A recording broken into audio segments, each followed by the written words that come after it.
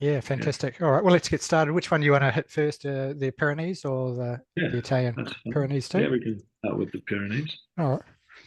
Um, I'm just going to Yeah, it's oh, okay. excuse me. All right. Okay, so let me open up Recording this. camera.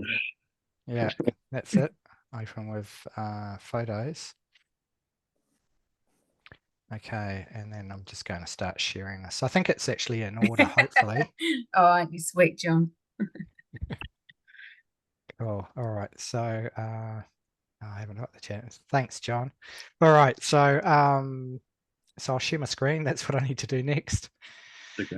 Yeah. Share screen, and I'll just share the second screen. Cool. Fantastic. All right. Yeah, so I mean, basically, with the different, I guess it's a bit more nitty gritty into the climbs and what people can expect on the different two epics planned for next year. Mm. Obviously, when you talk about epic Pyrenees and epic Italian Alps, you could talk for death around, Orbisque in the Pyrenees, Tourmalet, How to Come, Luthardiden, Col de Peyresourde. These are the ones that are talked about day in, day out for the tour. But I think what makes these epic tours special is that you're riding those, yes, and we can talk about them forever. But the ones that profiles that I'm presenting here are ones that maybe not everybody's actually heard of that often, or they get used very rarely because they're a little bit more remote. And the fact that we do 10, 11-day tours means that we have the time to pick up some really different Pyrenees and epic Italian Alp climbs that if you go into these areas for 5 or 6 days, you won't be able to do them all. So this is why the profiles and pictures that we'll be sort of showing today are, in my opinion, what makes these epics special. So this one is a Spanish Pyrenees climb, saying we start the first couple of days in Spain. And if you had to translate that, La Piedra de San Martin, it's called the Rock of Saint Martin.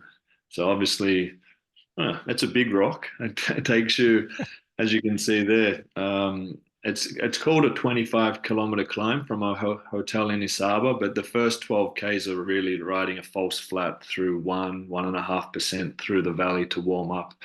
And it's really these last 13, 14 Ks, which they call La Piedra de San Martin, so the rock of Saint Martin. And it's a really lovely climb because it goes up to the French border. And basically, La Vuelta often starts, see that blue section where there's a plateau? La Vuelta often has stage finishes up to there while it's still in the Spanish border. It's like the Belagua ski, Nordic cross-country ski area. So you sort of get the sort of 8 kilometers at very constant 7 and 8 percenters to get up to the La Vuelta area. And then because we're heading into France, we'll continue that last sort of 2.5 Ks and cross up to the French border. I think I have photos here. It's really lush green vegetation, very quiet mountains. It's like, yeah, it's a paradise for cycling, basically. So what's interesting about this one, it doesn't look so much, but you actually get abierto, which is open, so saying the climb's open in Spanish, and Iriquita, so that's Basque language. So we're in the Spanish Pyrenees, but we're actually, as something quite unique, we're in Basque country at the same time. So you're in So we pull Spain. out the orange jersey, yeah? Yeah, you can bring your orange jersey for this day if you like. Yeah, The fantastic. Euskaltel, the old Euskaltel clothes, yeah. So it's really special spot because it's Spanish. It's close to Navarra, Pamplona, with all the traditional Spanish happenings, but it's also got this Basque flavor as well. So you'll hear both languages through the region. And obviously, Basque has got its own roots. It's no other language like it. So don't expect me to help you with the Basque, but with the Spanish, Castellano, I can help you. But that's, yeah, a curiosity in this region. So that's a beautiful, quiet mountain road. I love the fact that they've got the little the step thing to go up the Yeah, That's they so I challenge. must can have It's a, reach like, the sign. yeah, they it's must have like a very small worker who does the changing of the closed or open signboard there. wouldn't they It's for just have a kids. Yeah, have a volunteers. van with a step ladder and just pull the step ladder out? But no, there's actually a step already built into the sign, so it's Yeah. pretty cool. Anyway, yeah, So yeah, you can see it's actually the trees in the foreground. You can see the valley road down in the Yeah, bottom down there. through here. Yeah. So I mean, they call that part of the climb, but like I said, it's a false flat, and you're riding through green Spain basically. You people often think about the Spanish Pyrenees or Spain just being this dry, desolate country, and it can be in certain spots, but this is really a green, uh, lush meadows, lots of agriculture, cattle, sheep. It's like really beautiful farming area as well. So really remote, really great for road cycling, and this is why we love this spot. Nice. Again, this is getting close to that blue area on the profile where it starts to flatten out a little bit at the top. You've just All right. got, yeah, big views all around. One of our riders, this is one I just pulled off the phone quickly, but yeah, it's really, you're basically riding and you're just really concentrating on what you're doing. There's no worry about traffic and anything like that. It's really calm and peaceful.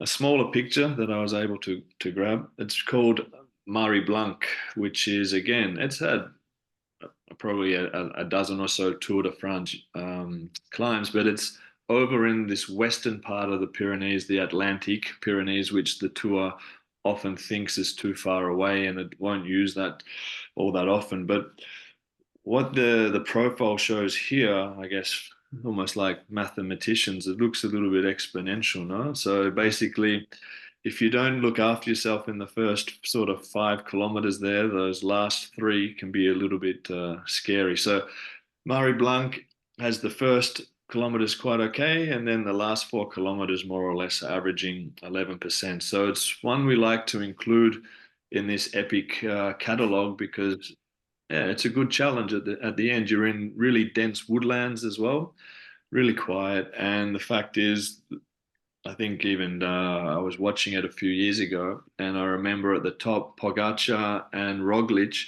had done an effort together to get to the top after 4Ks of this, and they actually almost were sort of dizzy and faint at the top that they almost crashed into each other before the descent. So some of you might remember that if you've seen it, but it's really obscure. The professionals often don't like it because it's so hard to race that. But as recreational riders, where you take your own time, it's this beautiful woodland. So Murray Blanc's in the program.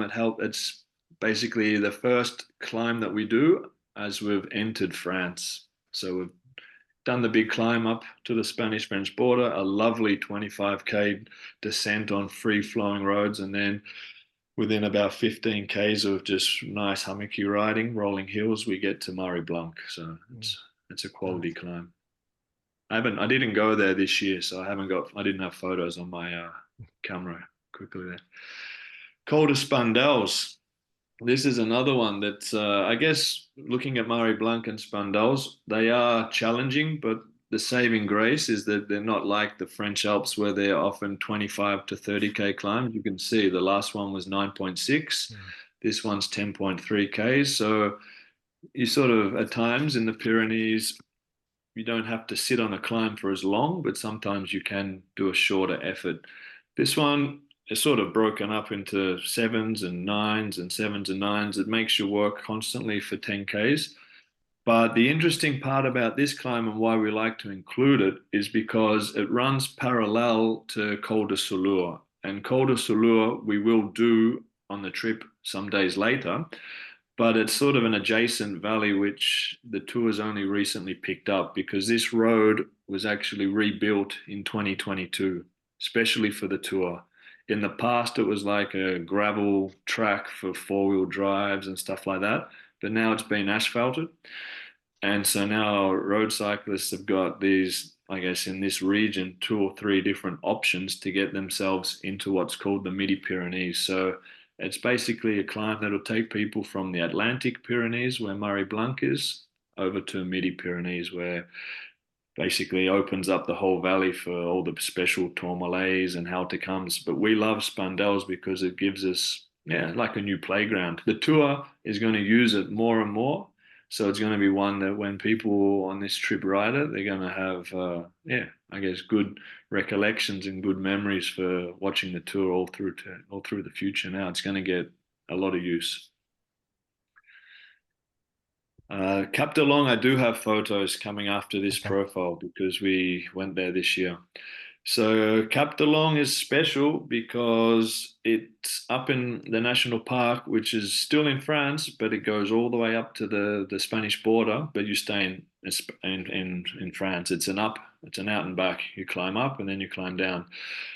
Basically, though, it's the reservoir. You can see the elevation there. The actual reservoir also is at the top there. So 2,161 from memory is the elevation. So this climb actually goes 50 meters higher than the Tourmalet, which is always sort of like your reference climb. But the tour can't get to this.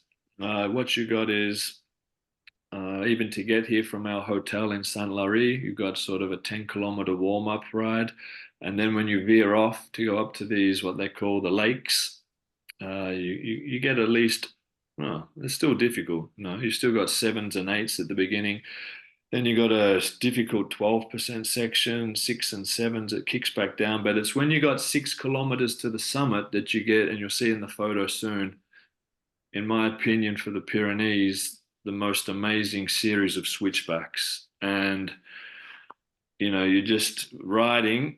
You've got, you're nearly there, you're 5 or 6 Ks to go, but you're out of the woodlands now and you're into these series of switchbacks with reservoirs because you've got the main reservoir at the top, but you've also got a series of other smaller ones below, which are just providing amazing scenery. So Lac de Cap de Long, never been used in the Tour de France, never will probably.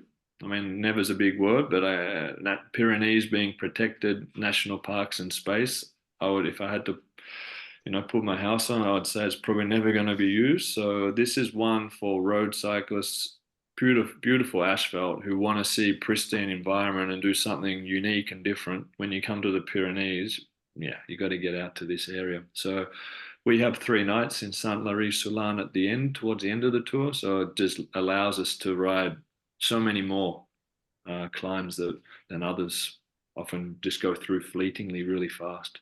So let's see if there's some photos. Yeah, this is one of, I guess, I'm not sure. I can't remember if that's a rider who stopped coming up to take photos or on the way down, has just decided to pull in. Obviously, it's fun riding down and after you've conquered all these climbs, but sometimes it's also great on the descents just to actually pull over and stop and take it all in and take some photos. Because when you're climbing up, sometimes you don't feel like it. You want to just keep moving. But I've got a feeling this was taken, the rider, as he had to stop to just take in the enormity of the area that he was in. Yeah, you can see this is just one of the lower reservoirs. So basically, you're coming up the switchbacks. This was actually in September as well. So we sometimes it can be a little bit adventurous trying to do a Pyrenees trip in September, but we got really good weather, and obviously we're going towards the end of July, which is guaranteed weather, great weather. So this is a beautiful spot to go riding. As you're getting even higher above those switchbacks, you can see woodland, reservoirs, switchbacks, very quiet. There's only one road up, so not much traffic at all.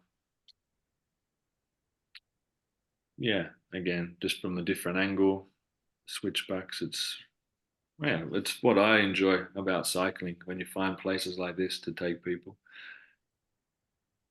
Oh, So, yeah, yep. Orquet d'Ankizan. So again, I didn't go through Ankizan myself this year. Other guides did. So on my phone, I didn't have any photos. But this one, you can see it's a lot softer. So compared to some of the climbs, this is like I mentioned before with the Solua, which links Orbisque to the Midi-Pyrenees, and we've now got Spandels, which was the new asphalted road. This is a little bit similar. The Tour de France in the past would always take Col d'Aspin, which was a very big, a very popular, well-known climb. But what they were able to do, well, when I've been taking tours for the last 12 years in Europe, basically the first or second year I was here, we were able to start accessing Ankazan. Again, the Tour de France decided to asphalt this area. So it's another parallel valley to Aspin, which, considering we moved between Tourmalet and Saint-Lary for the 3 nights final stint, it allows us to take these beautiful asphalt roads in quiet valleys, and it's a little bit easier than the Aspen climb. But you're riding out through here where all of a sudden you have even donkeys and horses on the side of the road. It's just like it's another world. Sometimes though, in here, you have to a little be careful for some of the animal poo on the road. Sometimes because it is such quiet agricultural land, sometimes you can get a little bit of obstacles you need to divert through there. But it's totally worth it when you get into that valley. Now, this is another one like the up to the lakes where the tour would love to get to. This is starting to get into the distance territory where you'd say usually the Pyrenees doesn't have these climbs, but it still has Cirque de Trémousse, which is a 26, 27K climb. But what you'll see is a lot of people up until that 12K mark, it's got lots of 2s, 3s, and 4s. So what we really do with this climb is we make sure people pace it right. So if people get overly keen and ride that first 13, 14Ks thinking, because they are feeling strong often by this time of the trip, and they go, oh, 2, 3%, wow, and they start flying. But it's really pacing yourself there up to a town called Guédré, where we then do a bit of a fuel stop, food and drink, and a short break. It allows the final effort up to the Cirque de Trémousse. It makes it a lot more enjoyable, and you don't get into the hurt barrier at the end. So basically, Cirque de Trémousse, and you'll see photos because I was up there this year. It's a natural amphitheater, basically. So a cirque is a natural amphitheater that's being caused by glacial erosion. So in the Pyrenees, there's 3 of them. But this is the largest, and in my opinion, after seeing, well, I've seen 2 of the 3. I haven't seen one of them, but this is the largest and the most dramatic because basically you're up at 2,100 meters at the top of the climb cycling wise, but the whole cirque, which has a 4-kilometer diameter. So imagine the size of this natural environment that we're talking about. The mountains above that are 3,001, 3,002.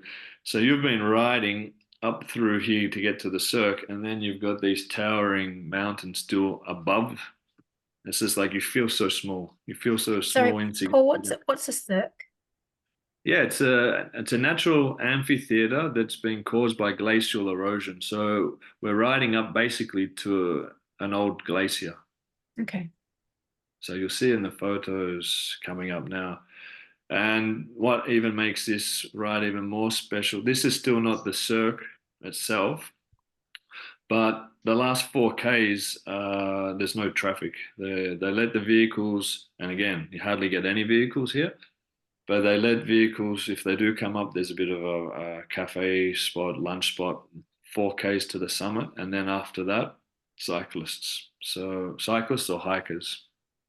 So again, you're in a really pristine environment. So beautiful switchbacks up to the top, great quality asphalt. That's the Cirque. So as from here, you're about 300 or 400 meters to where the asphalt and the climb officially finishes. And it's hard to see, but it's sort of like a semicircular type shape when you get to the top, and it has a 4-kilometer diameter. It's really impressive. And even this is at the end of summer where it hasn't snowed all year and you've still got ice sheets everywhere. So it's a really special place. Often when we ride up here, I keep my ear listening out for the squeaks of the marmots. You can hear them, they're talking to each other, those little Pyrenees rodents, which are quite lazy looking, but they're quite pretty, cute as well. But you keep an ear out for them, and you can ride. It's just a really quiet, natural landscape. So again, we'll be doing all the big ones. Don't worry, like the Tourmalet and Orbisque and getting all that. But you're going to get a great blend of cycling. Yeah, this was earlier before you. So this is still with about probably 6 to 7Ks to the summit. You even before you get close to the Cirque, you go down up through the valley, then you have another midsection of switchbacks. Then you get out of the switchbacks, more straight roads, and then you get down to the final 4K. So it's got like 3 or 4 sections in one, the Cirque de Trémousse. So you're always keeping well and truly interested visually. So Col de Portet, this is another one that they've recently introduced to the tour. So it's one that maybe not everybody's heard about, but it's one that the Tour de France will, in the next 10 to 20 years, will roll out for some of its epic summit finishes in the Pyrenees. So it goes 100 meters higher now than the Tourmalet. So now almost like the Tourmalet. The great thing though about the Tourmalet is a pass, so it's a link road, so it's always going to be used in the tour. But this one just goes up to a finish, a summit finish. So Col de Portet, 16 kilometers, 8.5% average. Tourmalet is like typically around 18 kilometers, 7.2%. So you can see that the Tour de France organizers were looking for something with a little bit more X factor for this region, and they found this one. So what they rode this year, the professionals, they went up to a ski station called Pla d'Adet. But after you do the first 5 kilometers of Pla d'Adet, you can veer off to the right and now also go up to Col de Portet. So it's constantly testing you all the way. But again, when you're looking for a climb to be out in the quiet countryside with no traffic, it's like you're out there I don't doing a like the bike. look of that one. Yeah, that one's an optional, Jodie. Like I said, because we're in Saint Larry Soulan for 3 nights, we do rides, and this one's basically starting 3 kilometers from the hotel.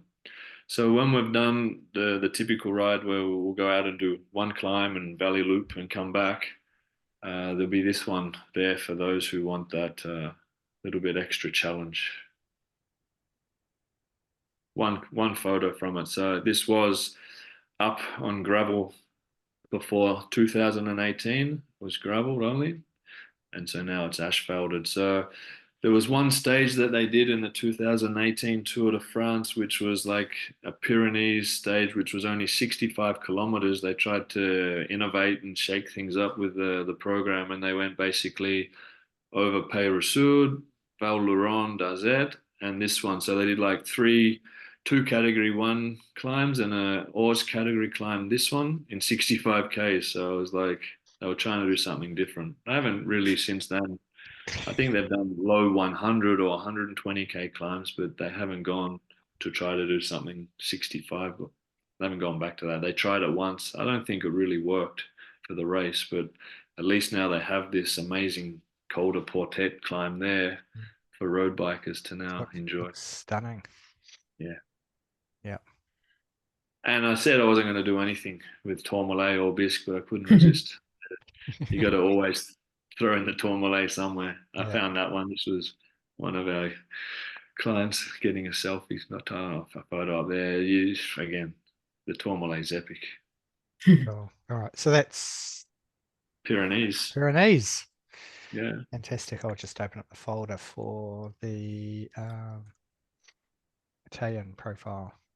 Yeah. Right, and so again, with this one, when you talk about it, epic Italian Alps, and we were able to a couple of years ago, all of us here with even John on the call here and David, Jodie, we were able to ride all those big epic Italian Alps climbs, which sort of are famous from the Giro. There's 4 of them that fit into that Salaronda loop ride, and then there's Stelvio, Mortirolo, Gavia, even the Ghiscialo, which is part of the Lombardia, Lake Como area for the monument ride.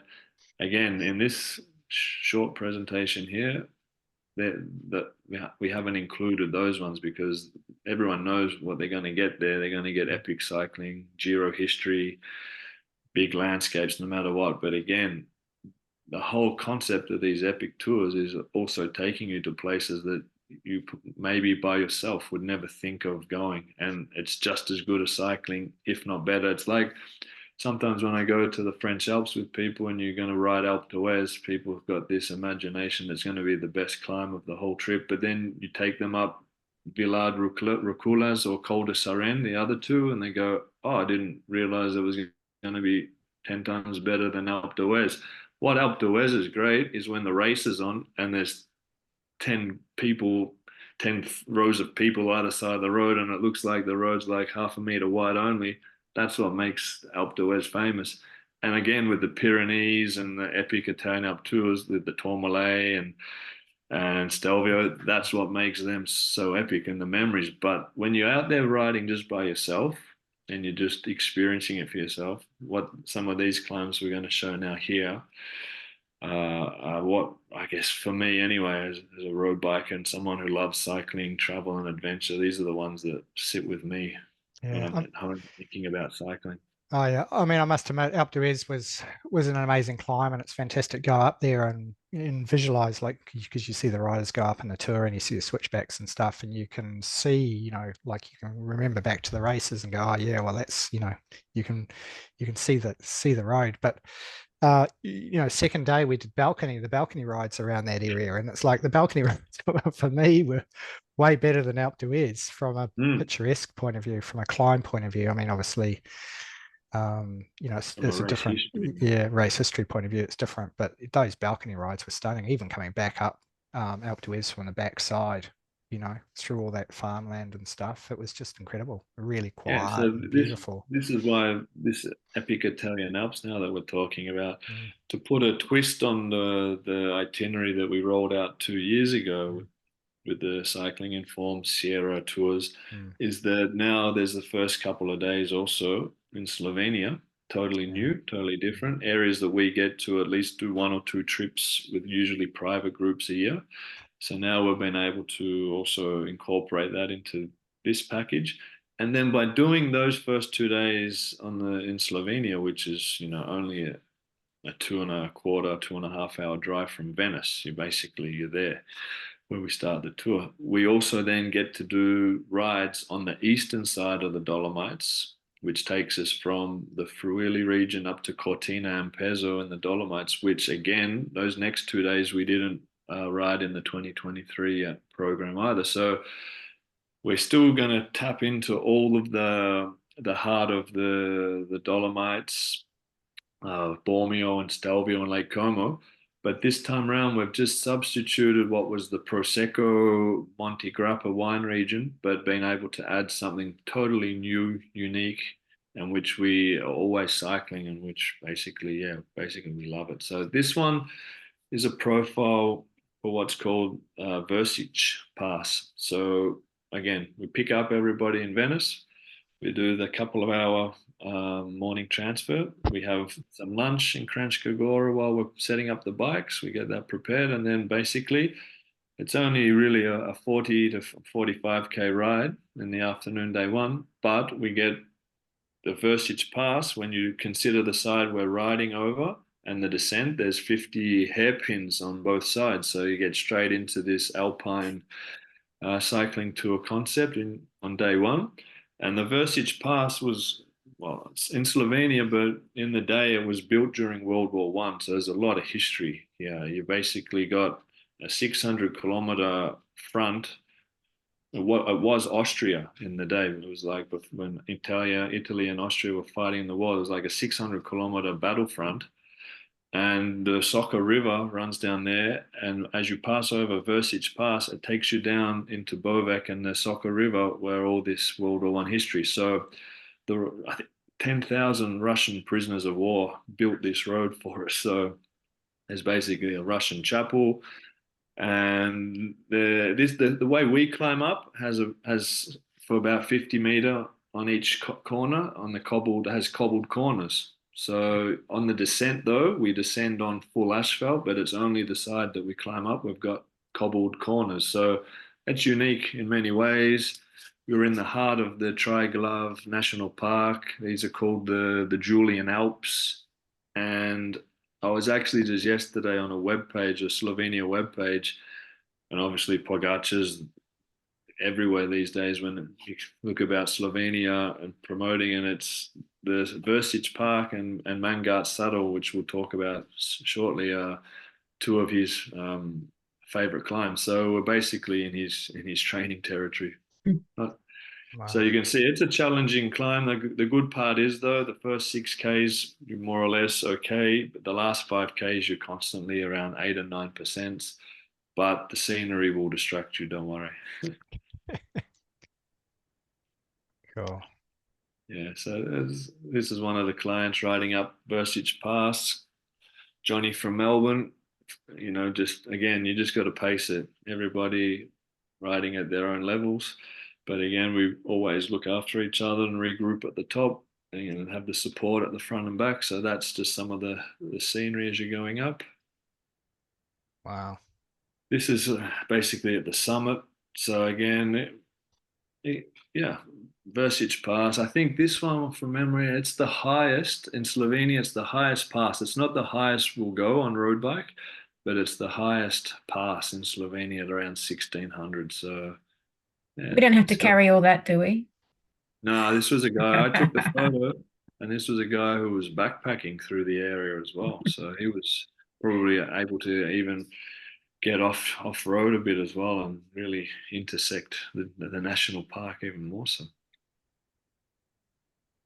Again, you're climbing up all these towering peaks all around you.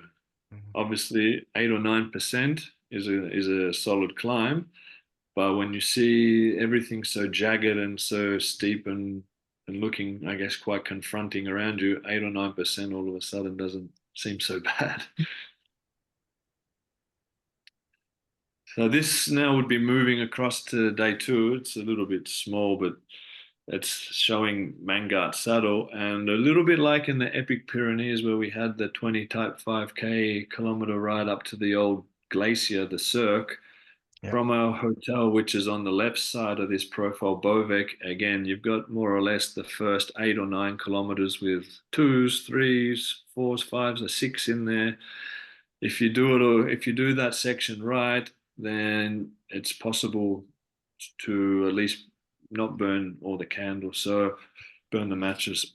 But Mangard Saddle, it can be tough. It can be tough. Basically, you've got a little area there at around kilometer between kilometer 12 and 11 in the middle, David. It says, yeah, at that point there. At that point there is basically where you've already done a good, I think, 13 kilometer of climbing to there. It's basically a turn off. At that point, if you continue on, you do up to the Predel Pass and you can descend straight down into Italy. But there's a veer off to the right. So for those who want to go up to Mangart Saddle, which is the highest asphalt road in Slovenia, over 2,000 elevation, Mangart Saddle's there. It's got constant challenges, but again, you're in this area where uh, there's waterfalls running beside the road as you're riding up. There's woodlands. There's basically a park at the bottom because they limit the number of vehicles that can be up there, being such a special area. So usually with the support van, it's a narrow road, so it's often very difficult to take the support van there. So at least we make sure everybody picks up supplies, and if anyone wants to return straight to the hotel, because often it's sort of 60% will keep going up to do it, and 40% will decide to go back to the hotel. That's over the last few years riding in this area. It's obviously a challenge. It's not necessarily for everybody, but what is so special about the area when you get to the top of Mangart, you're so close to the Austrian, Italian, and you're in Slovenia, obviously, but you're so close to the three countries, you can basically see all three valleys from the top. So, yeah, an amazing spot. One of the waterfalls up along the edge of the road as you're climbing up. It just, yeah, you're in basically this part of Slovenia is called the Emerald, like the Emerald Jewel. So it's hard to see here, but a lot of the Soca River down in the valley has this sort of turquoisey emerald color. It's just, yeah, it's really hard to imagine that in World War One it was like a battlefront with like probably they talk about 1.7 million soldiers dying in between 1915 and 1917 because it was such an important battlefront. And now basically it's, when you're riding there, it's so hard to fathom that, the fact that it's just this natural paradise. Mhm. So it's, yeah. This one I don't believe because I've ridden it and 22% it's never said that. I think it's to scare the caravans off so nobody makes, so they don't go up there. I think the worst my Garmin's ever said is 16%. So, but it is, it's a, when you do the turnoff, this is about 200 meters after the turnoff. The last 12 Ks is always around that 9 to 10% average. Monti-Zoncolan is another one that's been used in the Giro. It's probably what happened was, it's really interesting with all these Grand Tours because in 1999, La Vuelta, the Spanish Grand Tour, brought out a climb called Angliru and basically put fear into the peloton. The Giro organizer saw that and said, okay, we've got multi-roller, but we need to have something else, something new. So in 2003, they asphalted the road up to Monti-Zoncolan. So this one is really only got 20 years of Giro history. And basically, again, it's there. It's right at the base of our hotel in Ovaro, which is now in the eastern part of the Dolomites. So we're in Italy. But it's not a ride that everybody has to do because what we have is this amazing 100-kilometer transition ride from Slovenia to Italy, from hotel to hotel, which is a 100-kilometer ride with around 1,300 type elevation. So it's actually, it's still a challenge. It's still got its ride in there, but it's a really enjoyable ride, just full stop. Now, those who want to get, when you're about 5Ks from the hotel, not go direct to the hotel, they can veer off to do this special. And again, you put it in an itinerary because we always get, half the group who want to try it. And if you're there and you've done the training, why not? You've got to give it a crack. So Zoncolan is, well, 10 kilometers more or less and a 12% average. So, it's, imagine that for 10Ks. It's, and the first 2Ks aren't that difficult if you see that on the profile. So it's going to make you dig deep, but at the same time, it's going to be very rewarding if you feel like you're up for it on that given day on tour. One of the photos, it's got lots of. This one's with the Pantani, so there's obviously another Giro champion there. There's Gilberto Simeone, who won 3 Giros. He won us on Colan. So on all the areas there's a signboard. I think Michael Rogers is the Australian who won a stage up there as well. So yeah, it's a very special place. We move across to another profile, Tritheme de Lavaredo. If this had to be translated into English, it would be, I guess, Hell. hell, the three peaks. Yeah, the three peaks basically. We've got 3 peaks in Australia, which is talking about 3 cycling peaks, but this is 3 geological like rock formations that are all next to each other at the top. So it's as far as I know, I think it's even UNESCO landscape because there really is a special spot. Basically, where that red starts for those last 4 kilometers, no traffic, hikers and cyclists only. There is a bus that's taking the hikers up, but the bus is coming, every 10, 15 minutes. So you get these periods of just riding in isolation. Then when the bus comes, they've made the road wide enough to look after everybody. And so the drivers are used to cyclists. So it's a really nice experience. What happens though with Tritheme de Lavaredo is we'll start the ride at this amazing lake, Misurina, at the bottom. And what sometimes happens is in that kilometer 1, you get this 11.8% kilometer between one or half a kilometer from 1 to 1.5. And people often think, oh, it's going to be like this forever. And they abandon. And you say, no, no, no, please, just just put this effort in. You get to the top and then you get like a couple of Ks, almost 3Ks. And then, okay, the last 4 kilometers are a work. But we've had cyclists who, when you look at them, probably should never have got there. But You ride half a kilometer, you get to a switchback, you have a break, you take in the scenery, you get back on, you do another half a kilometer. You break it into sections because it's only four, and then you absolutely marvel at the place that you've made it to at the top, which is, an amazing place. So I think if you look at the photo that follows this profile, And you get a stamp too. we'll give you a stamp in your passport. Here's a group of Yeah. private groups from Melbourne, and a couple of them got to that 1K point where I said and just thought no, and they went back. I said no, no, don't go.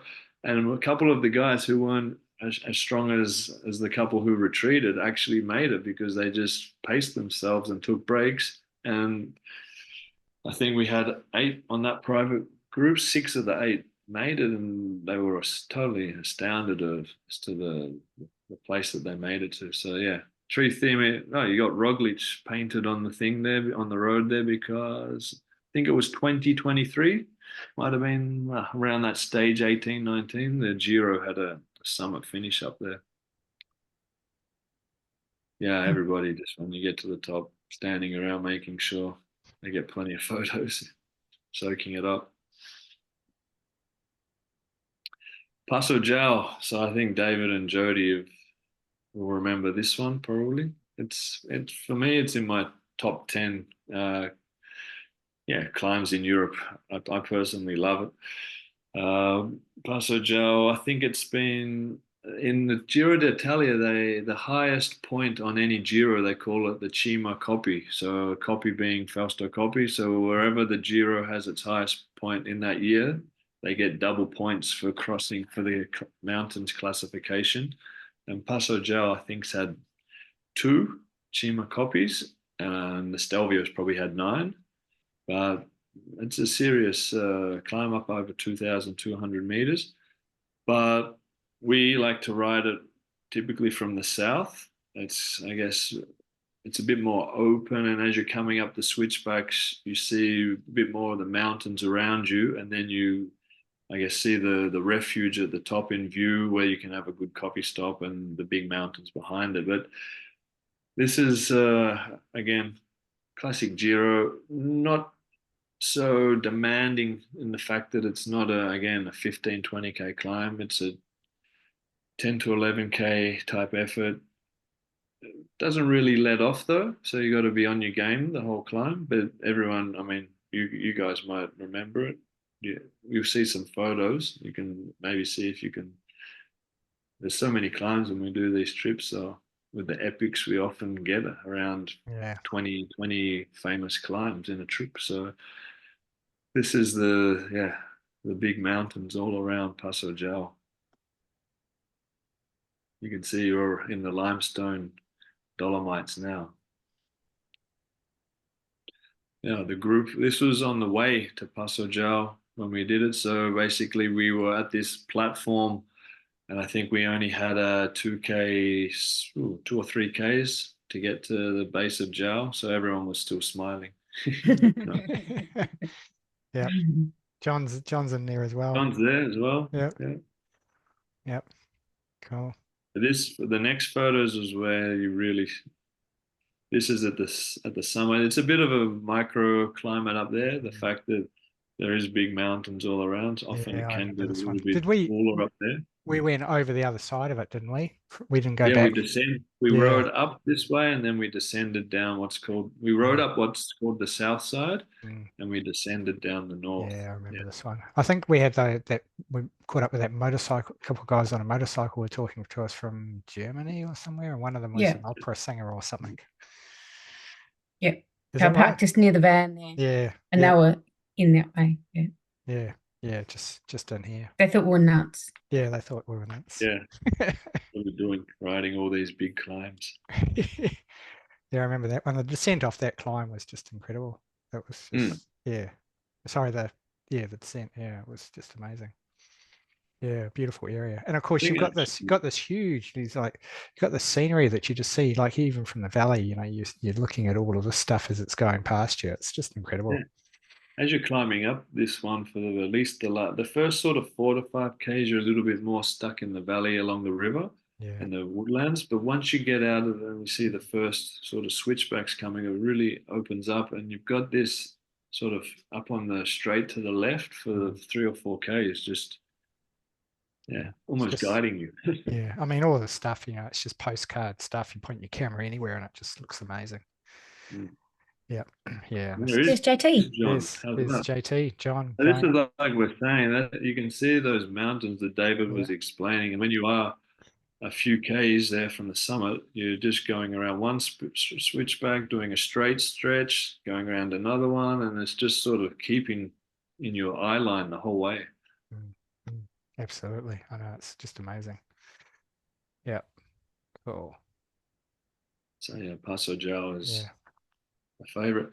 Passo Fede was used in sort of some people in 2023 used it as a rest day, which is also a smart thing because you need to also always listen to After your yourself. body and the effort that you've been doing and looking at what's coming up in the tour. And often with the way the tour is structured between moving from the Dolomites to the Bormio National Park is that you come out of the Dolomites and you've done some amazing cycling and worked hard, but then you've still got Stelvio and Gavia to come. So people were quite clever in 2023, and I think probably only 3 or 4 actually rode the rest day, but people took some time off.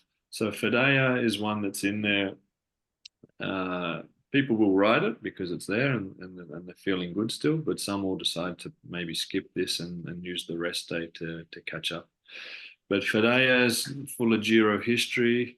It's a 15K climb. Again, it's really after kilometer 7 or 8 when you've got more of what they call the Fedea wall up to the Marmolada Glacier. So what's really great about this, if you go down, see around the 6.5 kilometer mark, David, between a blue and yellow, this actually says Sotogura. Now, Sotogura is a natural canyon. And we used to, because we've been riding in this region, originally following the Giro since 2013, up until 2018, when we did our Giro d'Italia tours, we would always, where possible, get inside this canyon because it's a 2 kilometer long canyon off the main road where hikers, cyclists can access, vehicles no. But what happened, it got terrible flooding in the winter of 2018 and basically just took out this whole 2 kilometer stretch of road. But just last month, we found out that they've been able to finally finish all their years of repairs and now it's open again. So if the weather doesn't do anything drastic, the winter, and there's not flooding or some sort of storm type event, we should be able to ride through that, which you'll see a photo coming up now. Last year, we weren't able to get through there. This is taken from the bridge above on the main road where we basically have had to go riding, which is still great, but since 2019 trips. But next year, this was a road through there that you can see they hadn't finished even building it there. So now it's open, and we can ride up through that tiny canyon. Sometimes you're in the canyon and it feels like the walls at the top are almost like touching. You feel like the canyon almost closes in on itself. And the Giro has ridden the pro peloton up through that. So someone might look in YouTube and put Sotogura Canyon Giro and you'll see the race even riding up through that at times. But no, we're looking forward to being able to get back into that. And this is Gabby, one of the clients who didn't take a rest day. And Fedea, this is basically where it starts. It's always hard on a photo, but basically it's from this point where, we all find we're starting to stand up and get out of the saddle. That's where Gabby's bike matches the monument. The Giro monument bike at the back there, yeah. The pink jersey winner. Yeah. And then when you get to the top, well, the glacier at the back, obviously everything in Europe starting to get a little bit, well, in a way scary with glaciers retreating and stuff like that with the extra temperatures. But that is called the Marmolada Glacier at the back. So obviously in winter it looks a little bit more impressive, but in summer it's still quite amazing when you ride up to the dam wall, and then you've got so you're already at 2,200-ish elevation on the climb, and then you've got the huge glacier in the background. John's just sent a message through. Those motorcyclists were from Austria, not Germany. Well, I was kind of close. They were speaking German, though, I guess. Well, yeah, I thought they were speaking in German, but they had really good English. Like we certainly didn't have any problems communicating. Anyway. And this one I was able to just quickly get off the website. This is called Laghi de Cancano. So again, we do all these when we get into Bormio, and obviously I could talk for half an hour about Stelvio Pass and Gavia and Montirolo, but this is, in a way, this is actually, it's short and sweet, but it's probably for views, it's my favorite in the whole Bormio area. And again, it usually on tour almost gets a little bit treated as an optional at the end of a ride, because people also typically want to make sure they've ticked off Gavia or Stelvio, and that's totally normal. But if someone still has a little bit of strength left in the legs and's up for it with another sort of 40-minute effort, you can basically be at the top of what's called Laghi de Cancano. And this again was when we've talked about it a little bit on different rides in the Pyrenees and the Alps, old gravel roads that have been asphalted. And typically thanks to the pro races, where organizers are looking for something new or something to showcase the area. So this is an 8-kilometer climb. I can't remember if there's 20 something, I think it could 25 type switchbacks, as you'll see them on the photo. They're non-stop in a really tight valley going up. Never gets too hard. When you've done all the other stuff, this one's actually lots of 6%, 7%. It actually goes really quick. But we'll see some photos because I was up there this year. So when you get to the top, you also little bit like in the Pyrenees trip, where we go up to Lac Cap de Long, which is the high reservoir in the Pyrenees. This is an example of one now in the Italian Alps. So turquoise water at the top. At the backside of those big peaks you're seeing there is actually the next valley across to where you come down off the Stelvio. So it's all very close, but it's just obviously a little bit away. Look at that. So if you took a drone or an aerial shot of Alpe d'Huez or whatever, you get something that looks in certain spots like that as well. Yeah. So Laghi de Cancano is one that is when you get to the tower at the top there, and you have a little flat spot where you can take photos and regroup. It's one of the most amazing places to take footage and just marvel about where you've ridden up from. This is about 1 kilometer past the previous photo. So the top of the climb is basically the last photo, but then you've got extra asphalt kilometer roads that take you out to past some small, they're not reservoirs, are they? They're more little lakes, but then you get to that first photo, which is the reservoir. So you can ride and just flush out a bit of the lactic before you go back down. And I said I wasn't going to add any Sala Ronda or anything like that. I added a Tourmalet photo for the Pyrenees people, but the Sala Ronda, some of the scenery that you see when you do this loop ride, where it's basically 4 6 to 8 kilometer climbs in a 60K loop. This is like constantly ups and downs. The day goes really smoothly, really cleanly, but you got amazing scenery. And again, the backdrop. This is Passo Podoi. So the guys who I think in 2023 also did a private trip where basically did Slovenia and Italy. They were the guys who were going up some of the early climbs from the photos. These guys also through the Dolomites. The backdrops and the scenery is I love cycling in the Pyrenees, and it's totally amazing experience. But Italian Alps, if you get clear weather like this, it's hard to beat the scenery. Yeah, I can't fault that. Look at this, it's amazing. Yeah, amazing. So that's the last photo. All right. Yeah.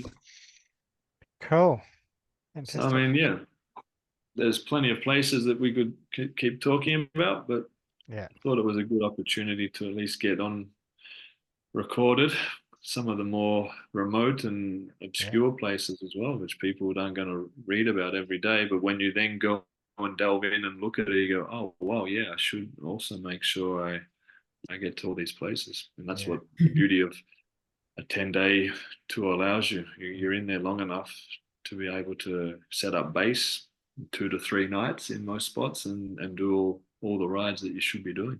It's fantastic. Excellent, Paul. Well, look, thanks very much. And of course, obviously, if people have any interest in the tours, you can either jump on our website or jump on Paul's website. I have some links below. And yeah, and if you've got any questions, you can either flick them to either myself or Paul. We'll do our very best to answer them. But yeah, the tours, I can't say, enough about how awesome the tours are. So they're just a pretty amazing, epic. Yeah. Anyway, so cool. All right. Well, Paul, thanks for taking your time out to run through some of the not so common but incredibly awesome climbs that we'll be doing in the epic tours coming up next year, and it's been fantastic. No, it's good to. Thanks for the opportunity. Cheers. Fantastic. Awesome. All right. Well, look, we'll call it quits there, and everybody have a fantastic evening, and we'll catch you soon.